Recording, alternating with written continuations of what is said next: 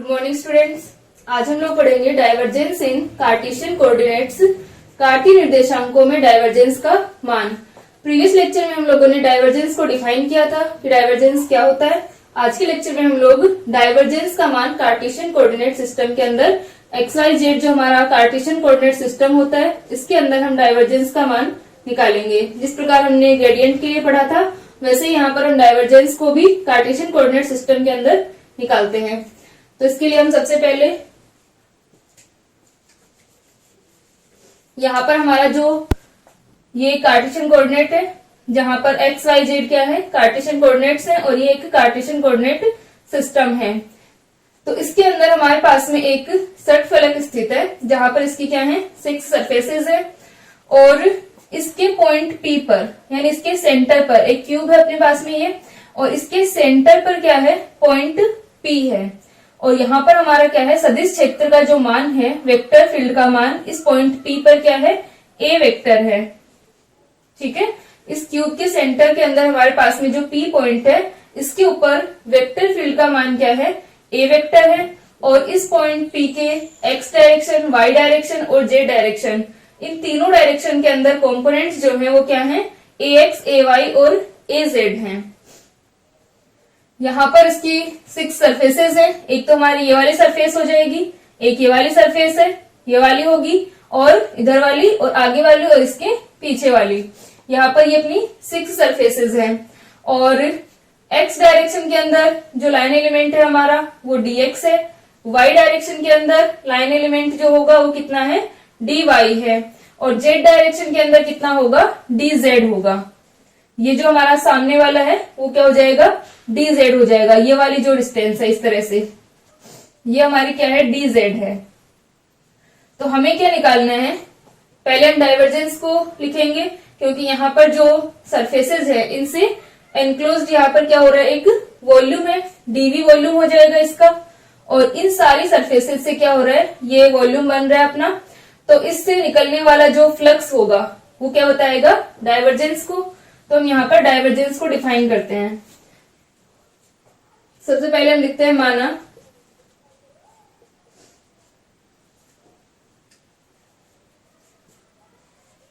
आयतन dv वाले किसी षटफलक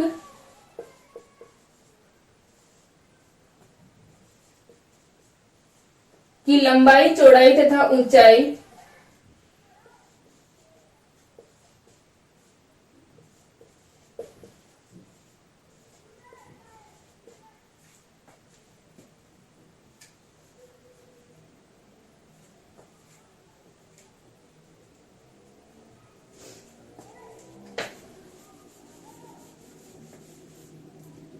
लंबाई, चौड़ाई तथा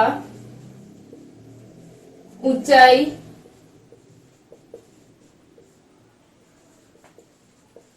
क्रमशः dx, dy तथा dz है।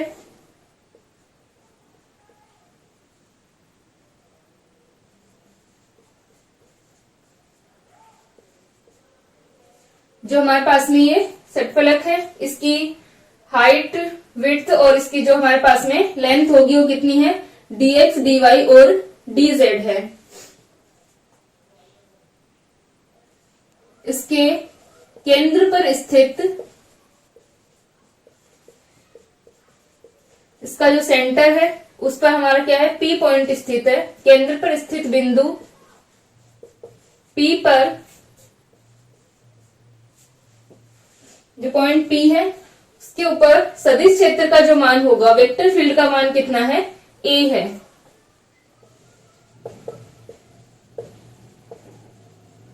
सदिश क्षेत्र का मान A वेक्टर है।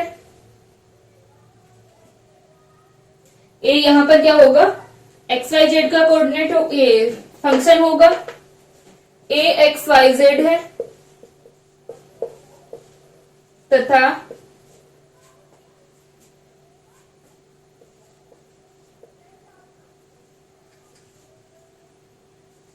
ए वेक्टर के घटक एक्स वाई और जेड डायरेक्शन में क्रमशः ए एक्स, ए वाई तथा ए जेड है। ये हमने अभी इस डायग्राम को डिफाइन किया है कि ये हमारा एक षटफलक है जिसकी क्या है, यहाँ पर 6 सरफेसेस हैं और इसके सेंटर पर एक पॉइंट P है जिस पॉइंट के ऊपर वेक्टर फील्ड का मान A है और इस वेक्टर फील्ड के कंपोनेंट्स जो हैं एक्स वाई जेड डायरेक्शन के अंदर ए एक्स, ए वाई और ए जेड है और इसकी जो लेंथ, हाइट और इसकी जो विड्थ होगी वो dx, dy और dz है। तो यहां से अपने पास में आ गया कि जेड दिशा में इसके जो कंपोनेंट्स होंगे वो क्या हैं, ax, ay और az हैं। अब यहाँ पर जो हमारा वेक्टर है उसको हम क्या लिख सकते हैं, a vector equal to ax i cap x direction में प्लस का ay j कैप प्लस का az k कैप। ठीक है, एक्स वाई डायरेक्शन के अंदर इसके अंदर कंपोनेंट्स आ गए।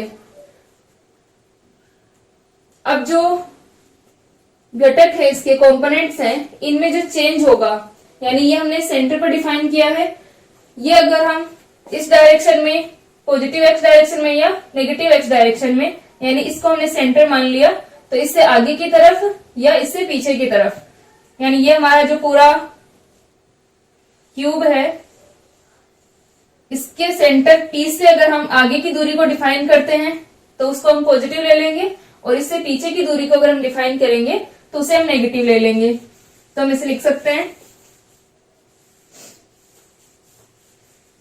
ठीक है, तो यहां पर इसके अंदर जो चेंज हो रहा है उसको हम लिख सकते हैं कि यदि x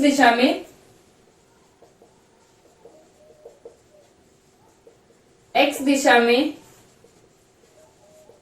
सदिश क्षेत्र में परिवर्तन की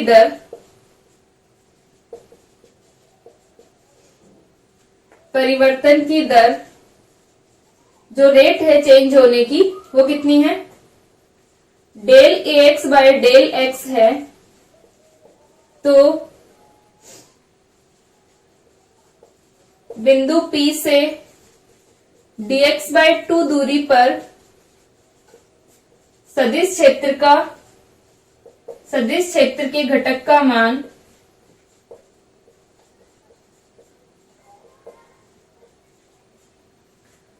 यहां पर हमने क्या किया है कि जो हमारा पॉइंट P है इससे अगर हम आगे बढ़ रहे हैं, यानी जो चेंज आ रहा है वो कितना आ रहा है, del ax by del x आ रहा है, यानी दूरी के साथ में इसमें जो परिवर्तन हो रहा है वो कितना हो रहा है, del ax by del x हो रहा है। ये इसकी चेंज की रेट है। और अब हमारा जो पॉइंट P है वो बिल्कुल सेंटर पर है। ये पूरी डिस्टेंस कितनी है अपनी, dx है। ये वाला पूरा कितना हो जाएगा, dx होगा। और ये पॉइंट P सेंटर पर है। तो अगर हम इस पृष्ठ के लिए बात करें, इस वाली लाइन के लिए जो हमारा पृष्ठ है इधर वाले जो सरफेस होगी, तो इसकी डिस्टेंस कितनी हो जाएगी, dx बाय 2। क्योंकि ये पॉइंट सेंटर पर है तो सेंटर से यहां तक की दूरी कितनी हुई, dx बाय 2। तो dx बाय 2 दूरी पर इसका घटक का मान क्या होगा, कंपोनेंट की वैल्यू क्या आएगी। तो इसकी घटक का मान अपने पास में आ जाएगा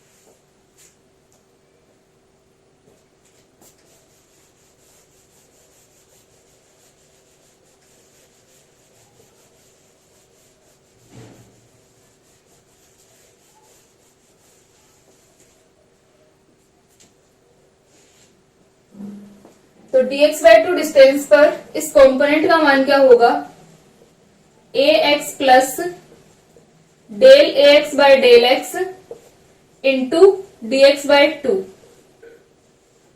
ये कैसा है अपने पास में, इस पॉइंट P पर जो हमारा कंपोनेंट था इसका मान कितना था, ax था। ठीक है, इससे आगे अगर हम बढ़ रहे हैं तो चेंज कितना हो रहा है, del A x by del x change हो रहा है। ठीक है, यानी पहले हमारे पास में ए एक्स तो ऑलरेडी है, इसमें हम ऐड कर देंगे कितना, del A x by del x, जितना चेंज हुआ और जितनी दूरी में हुआ dx बाय 2। यानी हमारे पास में ये चेंज होने की रेट थी, इस रेट को हमने मल्टीप्लाई कर दिया दूरी से, तो ओनली हमारे पास में क्या बच जाएगा, चेंज बच जाएगा। और उस चेंज को हम क्या कर देंगे, इसमें ऐड कर देंगे ax जो कि पहले मान था। तो हमारे पास में dx बाय 2 डिस्टेंस के ऊपर हमारा जो ये वेक्टर फील्ड है उसके कंपोनेंट का मान हमें पता चल जाएगा। ठीक है, तो यहाँ पर इस चेंज की जो रेट थी इसको हमने डिस्टेंस से मल्टीप्लाई किया, तो ओनली हमारे पास में क्या बच गया, चेंज बच गया। और उस चेंज को हम क्या कर रहे हैं, जो पहले मान था उसमें ऐड कर दिया। इसी प्रकार dx बाय 2 दूरी पर सदिश क्षेत्र के घटक का मान, इसी प्रकार माइनस dx बाय 2 दूरी पर स्थित पृष्ठ, माइनस dx बाय 2 दूरी मतलब पीछे की साइड अगर हम दूरी ले रहे हैं, डिस्टेंस ले रहे हैं, तो ये क्या हो जाएगा, ये वाला जो सरफेस है अभी हमने इस सरफेस के लिए निकाला है, अभी हम इस सरफेस के लिए निकालेंगे वेक्टर कंपोनेंट का मान। तो इस सरफेस के लिए कितना आएगा, यहाँ पर हमारी जो सरफेस है KTSN, पृष्ठ KTSN पर सदिश क्षेत्र के घटक का मान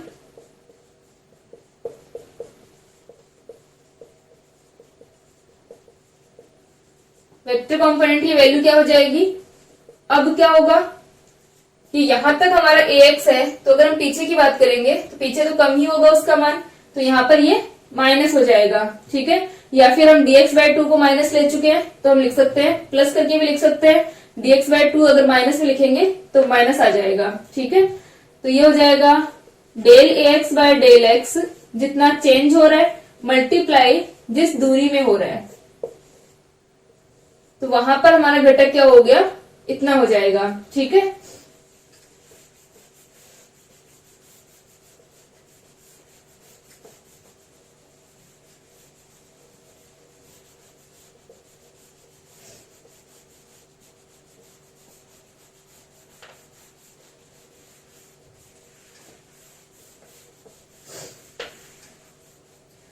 तो अब हमारे पास में वेक्टर कंपोनेंट के मान आ गए, इस वाले सरफेस के लिए भी आ गया, जो हमारी इधर वाली सरफेस है KTSN। ठीक है, और ये वाली जो सरफेस है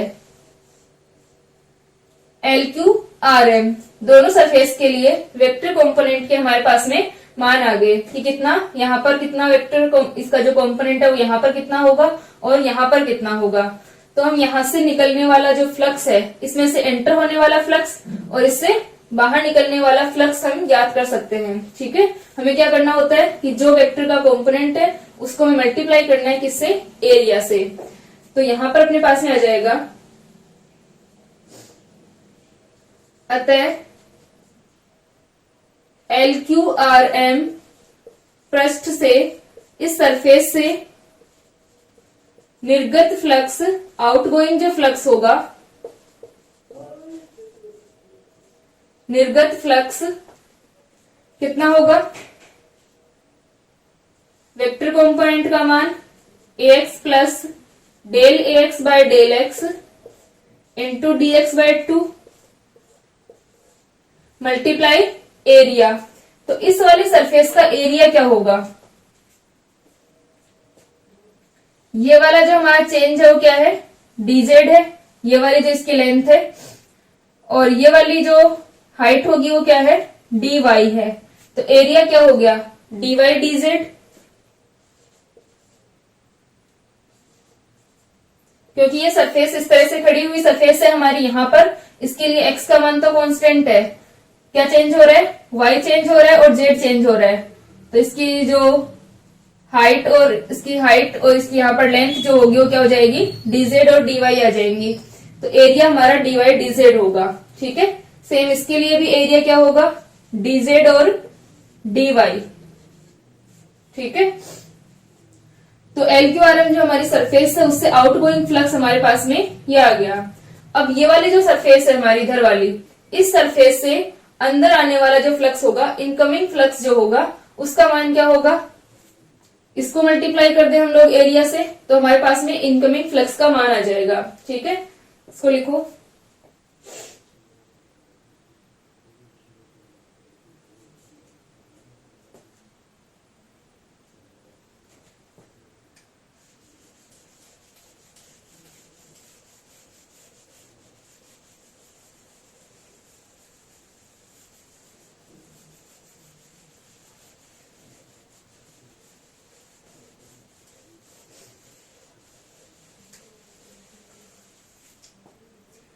तो हमारे पास में अब हो जाएगा, अतः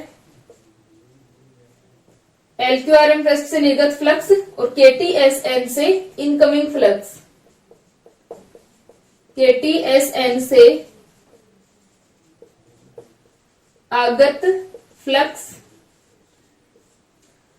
कितना होगा, AX minus del AX upon del X dx/2। ये हमारे पास में इनकमिंग फ्लक्स हो गया। तो टोटल इस x डायरेक्शन के अलोंग हमारे पास में जो फ्लक्स आएगा वो कितना होगा, अतः x दिशा के अनुदिश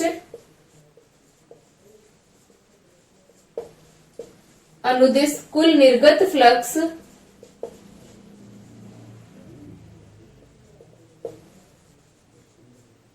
टोटल आउटगोइंग फ्लक्स जो इस x डायरेक्शन के अलोंग होगा, क्योंकि यहां पर हम ये वाला पृष्ठ, ठीक है, दो पृष्ठ है हमारे पास में, एक तो हमारी सरफेस जो है वो इस तरीके से है और एक इसके आगे है। ठीक है, तो इस सरफेस से क्या हो रहा है, एंटर हो रहा है, और इस सरफेस से क्या निकल रहा है, बाहर निकल रहा है फ्लक्स।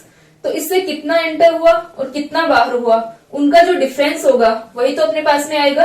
यानी मान लो यहां से कितना फ्लक्स अंदर आया और इसमें से कितना बाहर निकला, उनका जो डिफरेंस है वो हमारे पास में क्या आ जाएगा, टोटल इस x डायरेक्शन के अलोंग फ्लक्स हो जाएगा।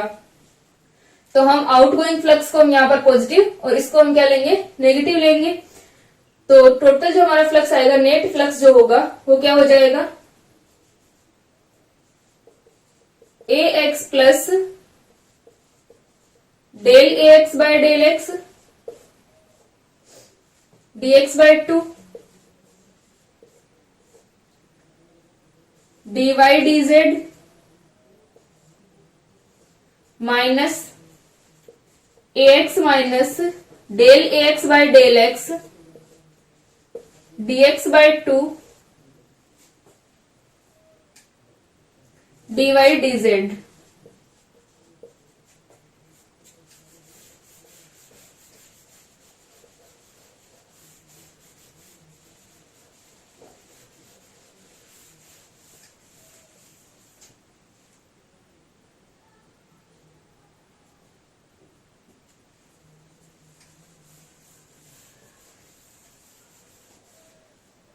ठीक है, यहाँ पर चाहे कुल ना लगाए हम, निर्गत जो फ्लक्स होगा हमारा, तो यहां से हम इसको इसमें से माइनस करेंगे तो क्या हो जाएगा, AX माइनस AX, ये तो कैंसिल हो गया, ये वाली वैल्यू पॉजिटिव होगी और ये वाली वैल्यू पॉजिटिव होगी। तो ये आ जाएगा del AX by del X dx/2 dy dz plus का del AX by del X dx/2 dy dz। तो दोनों ऐड हो जाएंगे, सेम ही वैल्यू है, दोनों को हम ऐड कर देंगे। तो यह आ जाएगा 2 del AX by del X dx/2 dy dz। 2 से 2 कैंसिल, तो ये हमारे पास में मान आ गया।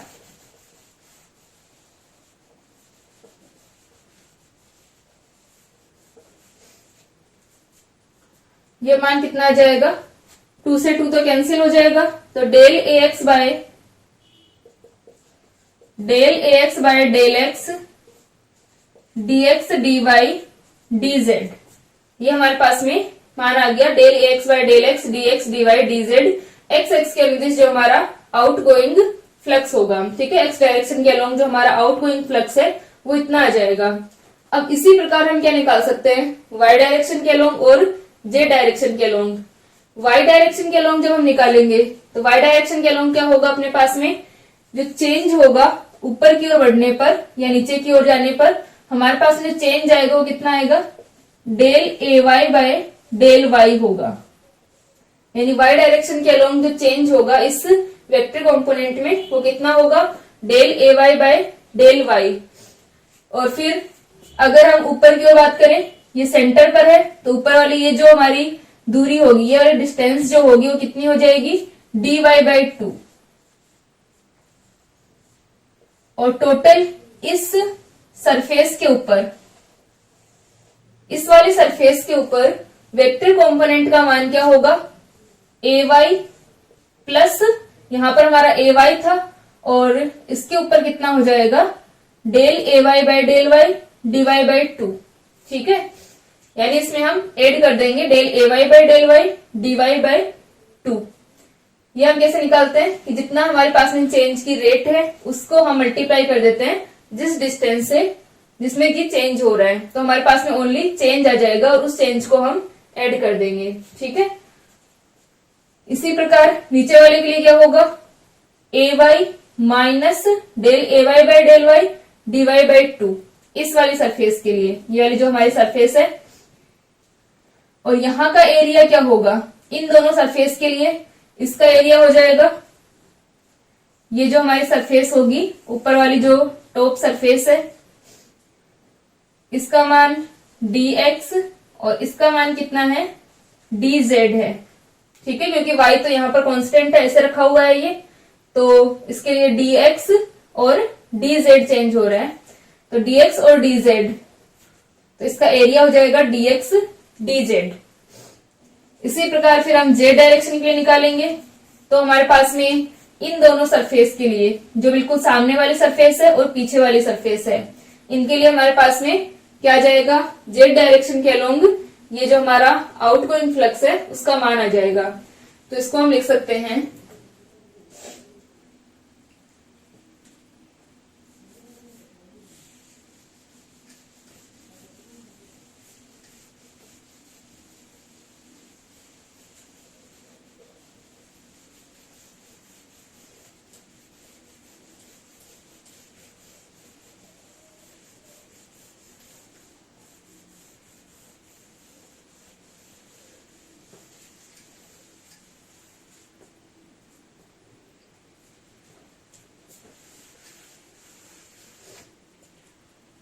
तो ये हमारा एक्स एक्स की अनुदिश आया है,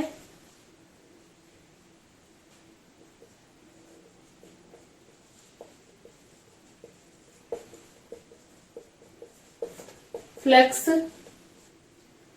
इतना आ गया, del A x by del x d x d y d z. तो इसी प्रकार वाई एक्स के अनुदिश, वाई एक्सिस के अलोंग फ्लक्स कितना हो जाएगा, del A Y by del y d x d y d z. और इसको हम क्या लिख सकते हैं, d x d y d z, volume हो जाएगा डीवी। डीवी जो होगा वो d x d y d z volume. ठीक है, तो यहां पर अपने पास में और जेड एक्स की अनुदिश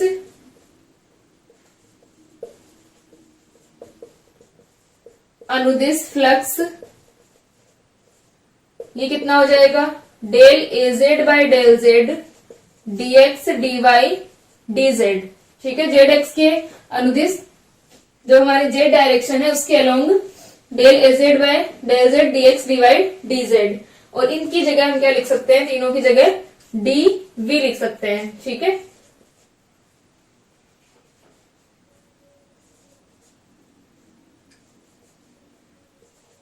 जहां पर डीवी क्या है, वॉल्यूम एलिमेंट है, आयतन अल्पांश है, d x d y d z है। तो यहाँ पर कुल फ्लक्स कितना हो जाएगा, इस पूरे वॉल्यूम से निकलने वाला जो हमारा कुल फ्लक्स होगा। ठीक है, क्योंकि हमने एक्स डायरेक्शन के अलोंग, वाई डायरेक्शन के अलोंग और जेड डायरेक्शन के अलोंग निकाल लिया, तो इस जो हमारा ये सटफ्लक्स है, सटफ्लक्स जो है, अतः ये हमारा क्यूब शेप में नहीं होगा, क्योंकि यहाँ पर इसकी जो dx dy dz ये डिफरेंट है, रेक्टेंगुलर शेप में है ये, ठीक है। तो अतः आयताकार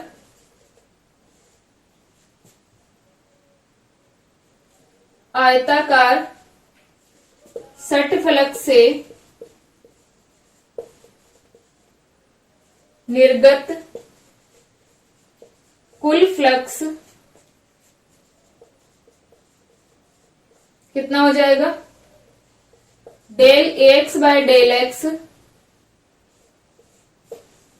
plus del A Y by del Y plus का del A Z by del Z dx dy dz, ये हमारे पास में टोटल फ्लक्स आ गया। तो डाइवर्जेंस क्या होगा,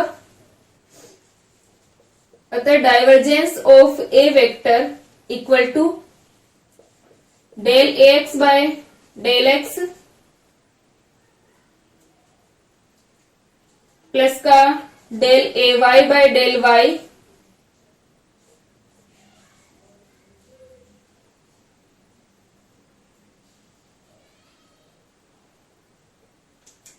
या एक बार पहले इसको इस तरह से लिख लो कि हम इसे वॉल्यूम के फॉर्म में लिख लें। ये हो जाएगा del A x by del X plus का del A Y by del Y plus का del A Z by del Z, और ये हमारे पास में क्या आ गया, डीवी आ गया, ठीक है। अब जो हमारा डेल ऑपरेटर है उसको हम यहाँ पर डिफाइन करेंगे और फिर हम इसको डाइवर्जेंस से रिलेट करेंगे। एक बार इसको लिख लो।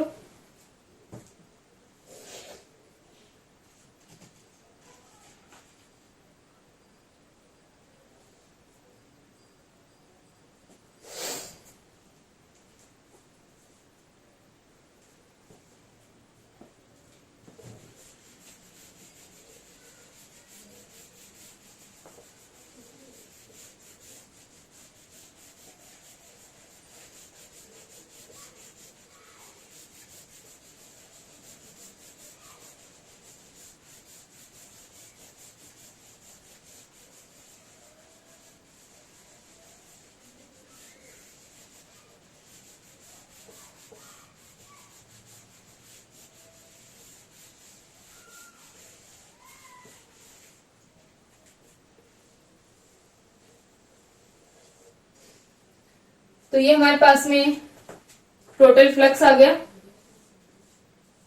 ए vector dot D A vector, ये कितना आ गया, इसकी वैल्यू इस प्रकार आ गई। अब जो हमारा डेल ऑपरेटर होता है, तो डेल ऑपरेटर क्या होता है,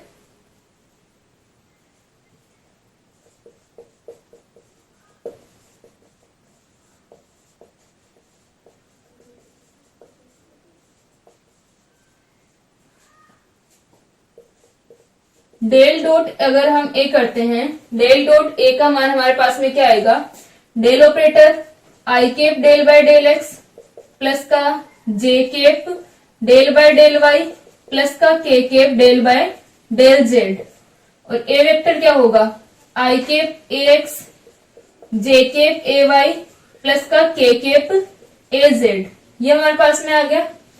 तो यहां से हम देख सकते हैं अगर डेल डॉट ए अगर हम करें, इनका डॉट प्रोडक्ट या हमारा इसका स्केलर प्रोडक्ट अगर हम करते हैं तो मान क्या आएगा, del A x by del x del A Y by del y del A Z by del z, ये हमारे पास में स्केलर प्रोडक्ट का मान आ गया। तो यहां से हम देख सकते हैं अगर हम इनको कंपेयर करें तो हम इसको क्या लिख सकते हैं, अतः A vector dot DS vector, DS या डी अगर हम ले, जो भी हम एरिया एलिमेंट ले रहे हैं, तो इसका मान अपना आ जाएगा डेल डॉट ए डीवी, ठीक है। तो डाइवर्जेंस की जो डेफिनेशन थी, डाइवर्जेंस की परिभाषा से, डेफिनेशन से, divergence of A vector equal to limit DV tends to 0 integration 1/dv integration A vector dot DA vector. तो यहां पर हम देख सकते हैं कि A vector dot DA vector का मान कितना है, डेल डॉट ए है। तो A vector dot DA vector divided by DV equal to del dot A हम इसको लिख सकते हैं। तो हमारे पास में डाइवर्जेंस ऑफ ए का मान क्या आ जाएगा,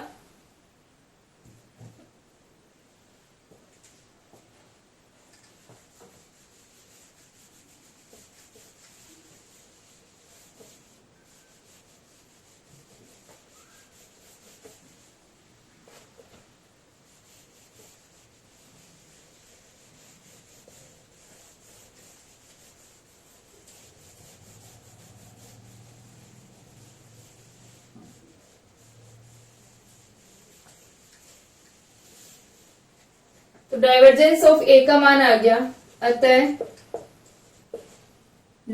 divergence of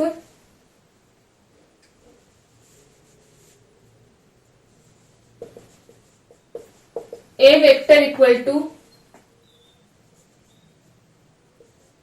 del dot a, क्योंकि अगर हम 1/dv a vector dot DA vector अगर हम लिखते हैं तो उसका मान क्या होगा, इस पूरी वैल्यू का मान क्या हो जाएगा, डेल डॉट ए हो जाएगा। ठीक है, ये तो हमने लिमिट जो हमारी, ये तो वॉल्यूम एलिमेंट अगर हमारा स्मॉल वॉल्यूम एलिमेंट हम लेते हैं उसके लिए हम इसको लगाते हैं। तो डाइवर्जेंस ऑफ ए का मान क्या है, डेल डॉट ए है। ठीक है, तो डाइवर्जेंस ऑफ ए क्या हो गया, डेल डॉट ए हो गया। ठीक है, तो हम लिख सकते हैं अर्थात सदिश क्षेत्र का डाइवर्जेंस, वेक्टर फील्ड का डाइवर्जेंस डेल संकारक तथा डेल ऑपरेटर तथा सदिश क्षेत्र वेक्टर फील्ड के डॉट प्रोडक्ट या अदिश गुणन स्केलर प्रोडक्ट के बराबर होता है।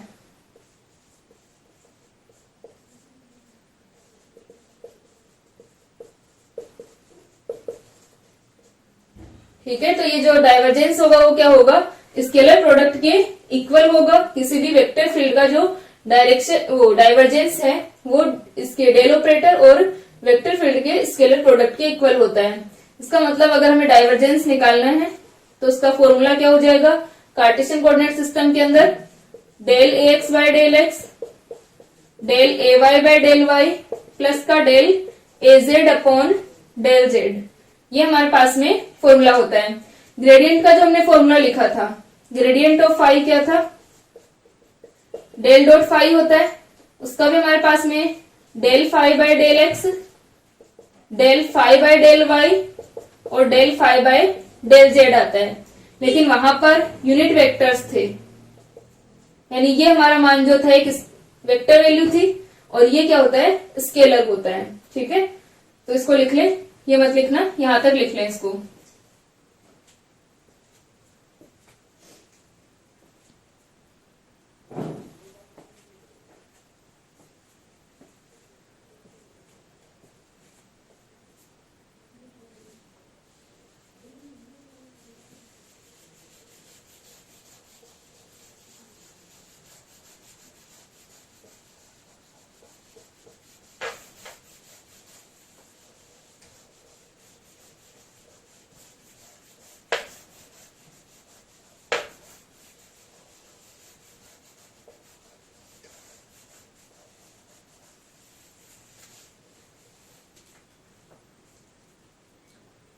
तो यहां पर मान लो हमारे पास में कोई वेक्टर हमको गिवन है, जैसे कि ए वेक्टर इक्वल टू हमें 3x i के प्लस का 4y j के प्लस का 5z k के हमको यहाँ पर कोई वेक्टर गिवन है।